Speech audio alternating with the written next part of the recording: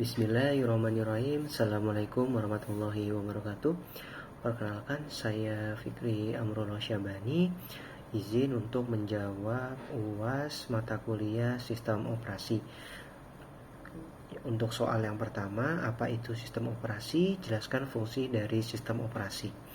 Pengertian sistem operasi secara umum ialah pengelola sumber daya yang ada pada komputer, di mana ia menyediakan sekumpulan layanan ke pemakai sehingga si pengguna itu mudah menggunakan dan nyaman, serta si sistem informasi itu juga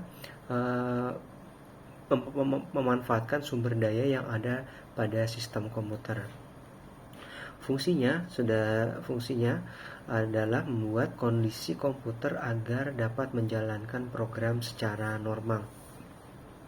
Sistem operasi mengatur pengguna mana yang dapat didahulukan untuk mengakses sumber daya, di mana pengaturan ini untuk menghindari konflik yang terjadi pada saat pengguna menggunakan sumber daya yang sama. Untuk nomor 2, sebutkan karakteristik dari sistem operasi open source dan closed source. Oke, open source itu bisa kita dari kata-katanya dia udah open ya, terbuka, source-nya terbuka. Jadi open source dan closed source. Closed source ini berarti source-nya tertutup. Jadi dari kata-katanya aja udah ada yang terbuka, source terbuka dan source tertutup. Oke, saya sebutkan ciri-cirinya. Untuk kode sumber dari kata open source itu kode sumbernya terbuka, tersedia. Jadi si pengguna bisa mengoprek ibaratnya bisa otak-atik sesuai dengan kemauan dia. Kalau closed source itu tidak tersedia, jadi kita si pengguna hanya ya terima saja pengguna. Si developer dari closed source itu menyediakan apa, kita hanya bisa memakainya saja. Kemudian untuk modifikasinya, open source tentu pasti bisa dimodifikasi, closed source tidak bisa. Biaya biasanya open source itu gratis ya, karena dikembangkan secara bareng-bareng dengan developer yang sedang otak-atik. Untuk closed source biasanya berbayar. Kemudian lisensi, kemudian adalah piracy.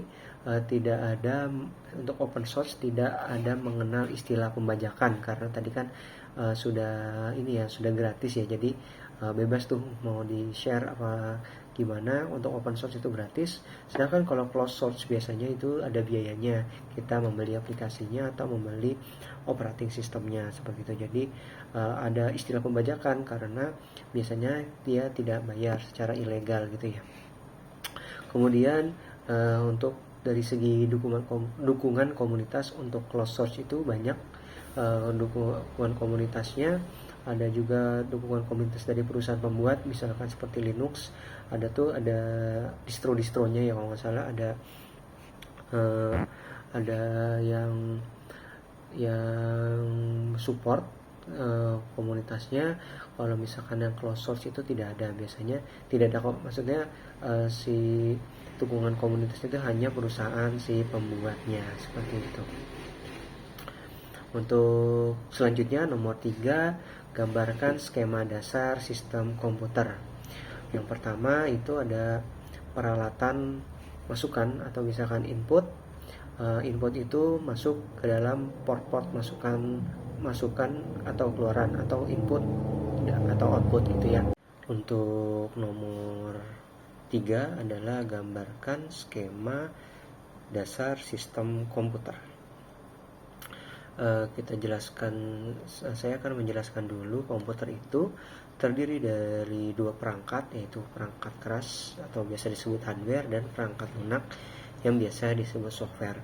Untuk hardware biasanya ada perangkat CPU atau Central Processing Unit, otak dari komputer yang memproses instruksi dan menjalankan operasi.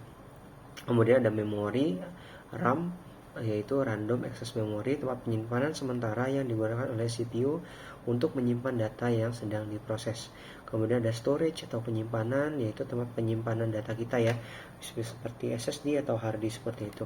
Input device itu perangkat untuk input seperti keyboard, mouse, mic seperti itu untuk kita input ke dalam komputer. Kemudian ada output device, yaitu perangkat keluaran, alat yang digunakan untuk menampilkan hasil dari proses komputer seperti monitor, printer, dan speaker. Kemudian untuk kedua ada software perangkat lunak.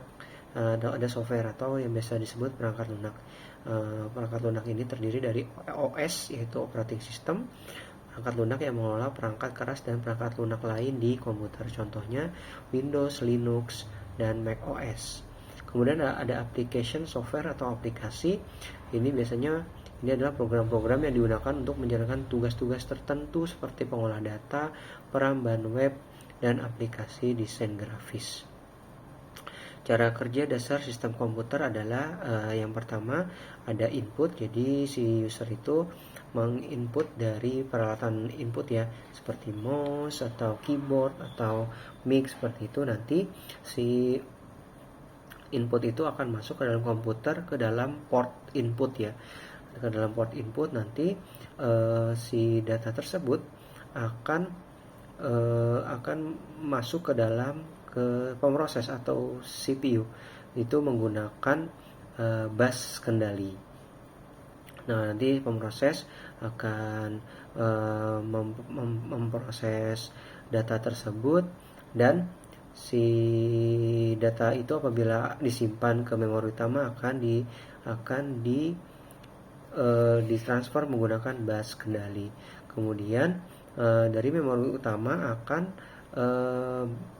dibalikan lagi atau diproses outputnya, atau dari memori utama apabila akan langsung menampilkan ke outputnya akan ditransfer dari bus data, itu untuk ditampilkan ke port input keluaran, atau dari pemroses langsung apabila pemrosesan langsung ke input langsung harus ditampilkan, berarti akan muncul di input keluaran.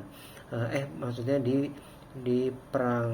peralatan keluaran, itu pertama port keluaran atau port output, kemudian keluar ke peralatan output atau peralatan keluaran.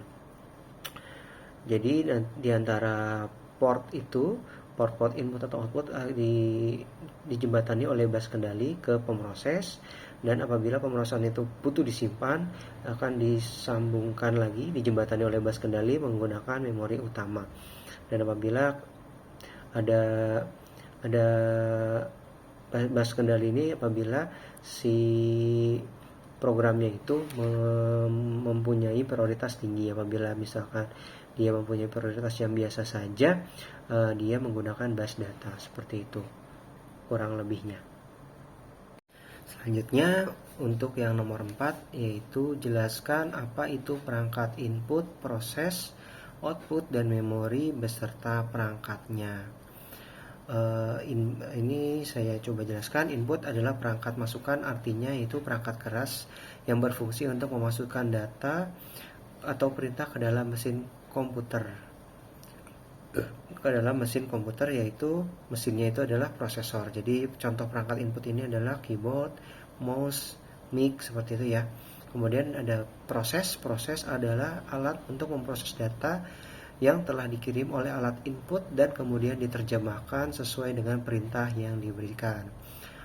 Perangkatnya proses itu yaitu prosesor ya, yang untuk mengolah data yang telah dimasukkan dari perangkat input. Kemudian selanjutnya adalah output. Output adalah alat untuk menampilkan data hasil proses yang dilakukan oleh prosesor. Data-data tersebut bisa berupa visual, gambar, dan audio. Contoh perangkatnya adalah untuk audio itu speaker ya, untuk gambar itu monitor, gambar dan visual. Kemudian apabila hasil cetakan itu berarti alatnya printer. Kemudian yang terakhir memori.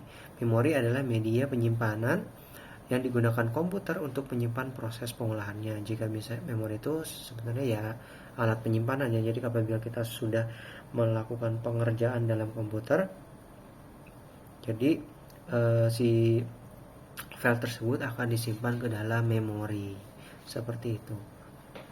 Kemudian untuk nomor 5 adalah jelaskan langkah menginstal Windows 10 atau Ubuntu 22, pilih salah satu. Oke, di sini saya akan menjelaskan cara menginstal Windows 10. Yang pertama, pastikan komputer yang kita akan install ulang itu sesuai ya speknya dengan Windows 10. Jadi kalau misalkan saya cari di Google, prosesor spesifikasi Windows 10 itu prosesornya 1 GHz lebih cepat, RAM-nya 1 GB untuk Windows 10 32 bit atau 2 GB untuk Windows 10 64 bit. Penyimpanan harddisknya internalnya 32 GB minimal atau lebih. Untuk GPU-nya kompatibel dengan DirectX 9 atau yang lebih baru dengan driver WDDM 1.0. Layar resolusinya itu 800 x 600 atau lebih tinggi. Jika misalkan dirasa sudah si komputernya sudah mempunyai spek minimal itu, selanjutnya adalah kita bisa mendownload ISO si Windows-nya dan kita masukkan ke dalam flash disk bootable yang bisa digunakan, dan ada aplikasi sendiri untuk membuat USB bootable tersebut. Biasanya saya menggunakannya Rufus ya. Nah, jangan lupa gunakan serial key yang asli ya, jangan yang krek-krekan, karena itu rentan dengan virus atau malware atau kejahatan-kejahatan lainnya, dan pasti itu pembajakan ya. Kemudian jalankan alat pemasang. Kemudian kita bisa, setelah tadi kita sudah membuat USB bootable tersebut, kita setting BIOS-nya dulu. Untuk setiap komputer settingan BIOS itu berbeda-beda, jadi kita harus cari informasinya dulu. Misalkan laptopnya atau komputernya Asus ada tombolnya berbeda untuk masuk BIOS. Kemudian setelah masuk BIOS, kita set boot priority-nya. Biasanya kita boot menggunakan USB. Nah, nanti biasanya setelah itu akan muncul halaman utamanya untuk install.